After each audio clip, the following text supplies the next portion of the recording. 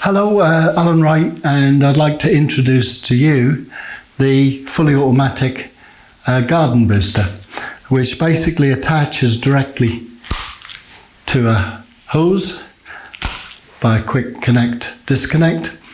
You can use it simply by dropping it into a water butt. You can use it with the use of this adapter to attach to a garden tap. So on the allotment where your fellow allotment holders are struggling with water pressure, not you.